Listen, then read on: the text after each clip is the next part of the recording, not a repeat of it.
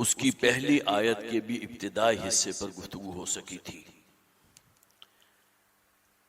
इसलिए कि जो उन्वान मैंने उसके लिए मुतय्यन किया था, ईमान, इस्तिकामत और उसके समरात।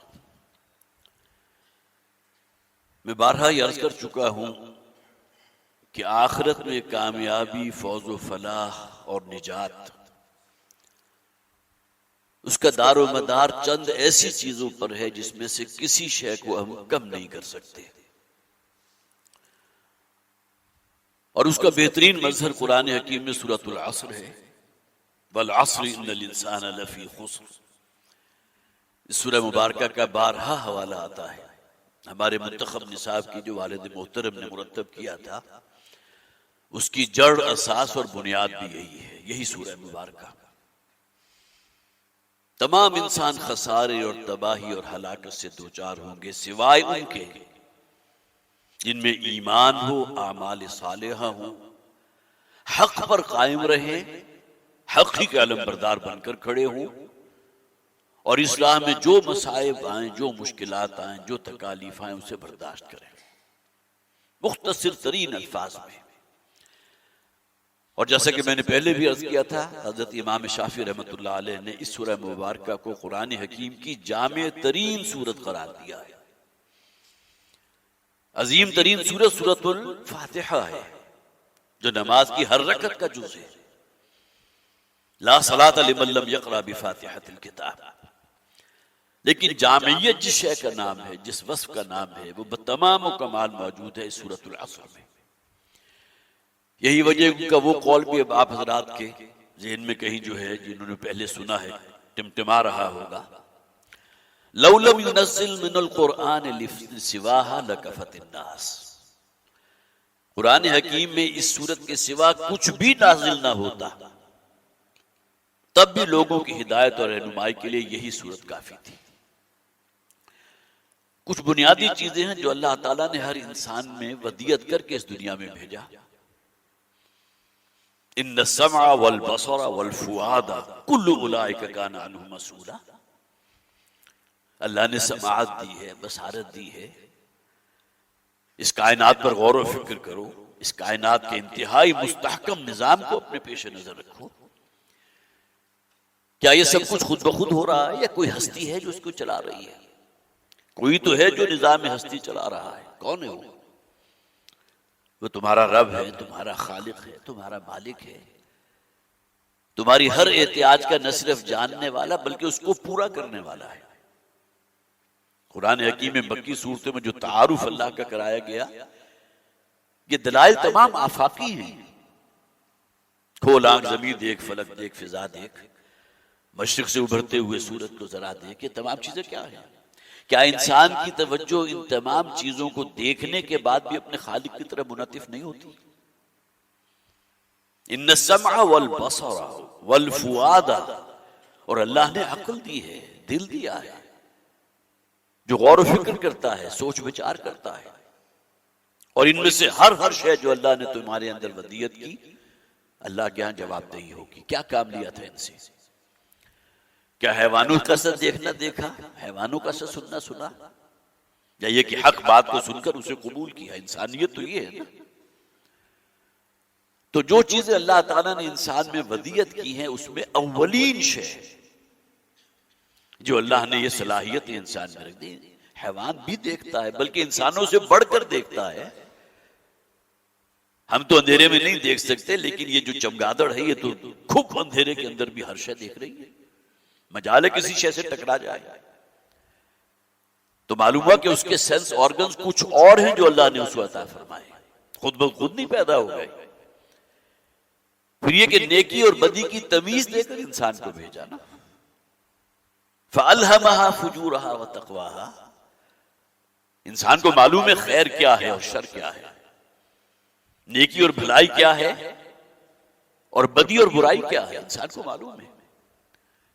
तो अव्वल तो यही वो चीजें हैं जिसकी बुनियाद पर अल्लाह के यहां इंसान मुकल्लफ है। इंसान को अल्लाह ने भेजा तो कोई अंधा, बहरा और गूंगा और नेकी और बदी की तमीज दिए बगैर तो नहीं भेजा ना, तो किसी का इम्तिहान लिया जाता है तो कुछ चीजें उसे प्रोवाइड की जाती हैं, कोई इल्म उसको ट्रांसफर किया जाता है, फिर इम्तिहान लिया जाता है। तो इस हवाले से तो ये तमाम चीजें जिनका भी मैंने जिक्र किया, इंसान मुकल्लफ है इसी की बुनियाद पर उसका मुहासबा होगा। किसी नबी या रसूल की दावत उस तक नहीं भी पहुंची तब भी इन चीजों की बुनियाद पर अल्लाह के यहां उसका मुहासबा होगा। हाँ, अल्लाह ताला रसूलों को और अंबिया को भेजता रहा लिअल्ला यकून लिन्नास अलल्लाहि हुज्जतुन बअद अर्रुसूल, ताकि लोगों के पास कोई हुज्जत और दलील बाकी ना रहे अपने रब के सामने पेश करने के लिए कि रब मुझे तो मालूम ही नहीं था कि नेकी किसे कहते हैं, बदी किसे कहते हैं। तो गोया कि अंबिया और रसूल को जो भेजा जाता है वो इत्माम हुज्जत के लिए भेजा जाता है। और जिस दावत को कबूल करो, इन्नल्लज़ीना क़ालू रब्बुनल्लाहु सुम्मा इस्तक़ामू, उस पर इस्तिक़ामत, जज़्म, साबित कदमी। मैंने पिछली मर्तबा अर्ज किया था कि इस्तिकामत ये नजरी और फिक्री भी है, अकीदे की इस्तिकामत है। जिस माहौल में नबी अकरम सल्लल्लाहु अलैहि वसल्लम की बेइज्जत हुई थी तो शिर्क के घटाटों अंधेरे थे या नहीं थे, बुत परस्ती थी। लेकिन ये कि बहरहाल जो पैगाम देकर भेजे गए मोहम्मद रसूलुल्लाह सल्लल्लाहु अलैहि वसल्लम, उसको लोगों तक पहुंचाने में कोई कमी या कोताही जो उसका मामला नहीं मुमकिन, ना हुआ ना हो सकता था। जैसा कि कुरान हकीम में फरमाया गया ना कि हम जिन जिन को भी भेजते हैं नबी या रसूल बनाकर, उनसे भी मुहासबा लेंगे। फलनसअलन्नल्लज़ीना उरसिला इलैहिम वलनसअलन्नल मुरसलीन, जिनकी तरफ भेजा गया उनका तो मुहासबा होगा, इसलिए कि इत्माम हुज्जत के तौर पर अल्लाह ने नबी और रसूल को भेजा। लेकिन जिन जिन को भेजा गया उनसे भी पूछा जाएगा क्या अल्लाह के पैगाम को, वो मैसेज ऑफ गॉड जो था, अल्लाह का जो मैसेज था, उसे बिला कमोकास लोगों तक पहुंचाया नहीं पहुंचाया। तो इस्तिकामत अमली क्या है? सीरत और किरदार के एतबार से इंसान के अंदर एक इस्तिकामत हो, जज्म हो, पहाड़ की तरह मजबूत हो। ततनज़्ज़लु अलैहिमुल मलाइकतु अल्ला तखाफू वला तहज़नु।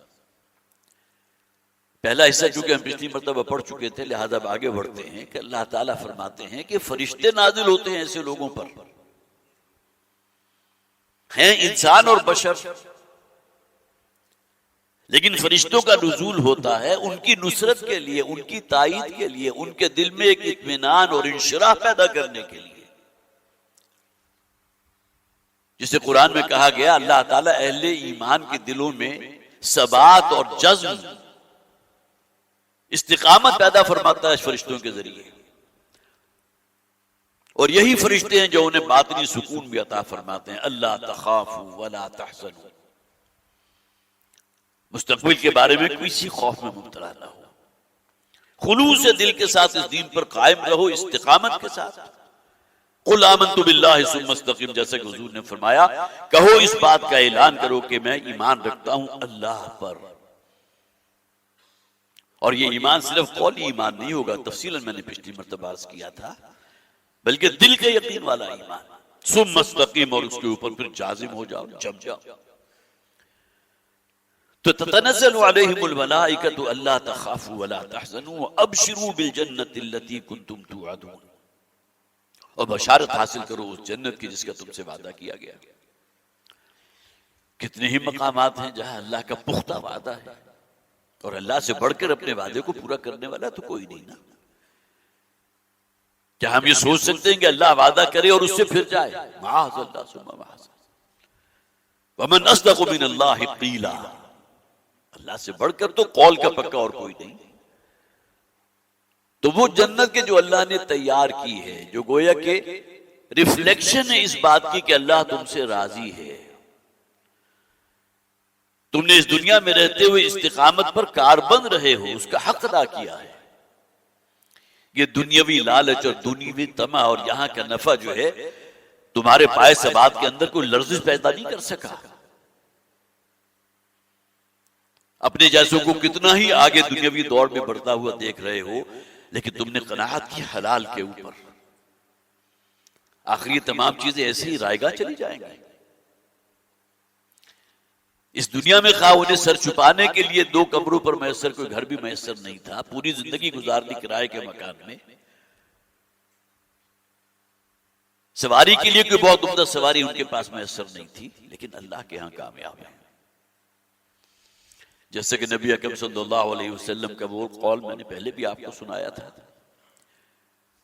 कितने ही अल्लाह वाले ऐसे होते हैं कि इस दुनिया में जो ये दुनियावी हमारे मेयारात हैं, रुपया पैसा हो, कोई दौलत हो, कोई इज्जत हो, कोई वकार हो, इज्जत वकार का ताल्लुक तो अमाल और सीरत और किरदार से भी है, लेकिन आज का असल किरदार क्या है? वो तो पैसा है।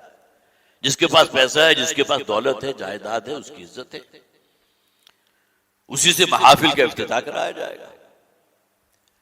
तो दुनियावी एतबार से जिसे आप कहिए बिल्कुल निचली सतह के लोग, खाना पीना, रिहाइश, तर्ज बूदोबाश, इज्जतदारों की महफिल में बैठना चाहे तो वहां से धुतकार दिए जाएं। ये कौन मिस्कीन और फकीर आकर हमारे दरमियान बैठ गया? रिश्ते के लिए कहीं सवाल कर बैठे तो कोई उन्हें अपनी बेटी देने को तैयार ना हो। बेटी तो उसे देंगे ना जिसका मुस्तकबिल बड़ा ताबनाक है, रुपए पैसे वाला है, आबा अजदाद जो थे वो भी बड़ी जायदादों वाले थे। लेकिन अल्लाह की निगाह में उनका मकाम क्या है कि अगर किसी बात पर वो कसम खा बैठते हैं तो अल्लाह ताला उनकी कसम की लाज रखता है। ये भी तो लोग हैं ना, वही इस्तिकामत और जज्ब। अल्लाह तखाफू वला तहज़नू, मत मुब्तला हो किसी खौफ में और हुज़्न का शिकार ना हो। खौफ का ताल्लुक मुस्तकबिल से है, क्या होगा? मैं अगर हलाल ही पर कनात करूंगा तो मेरे बीवी बच्चों का क्या बनेगा? औलाद है, उनकी तालीम है, बेटियां हैं, उनके हाथ पीले करने हैं, क्या बनेगा उनका?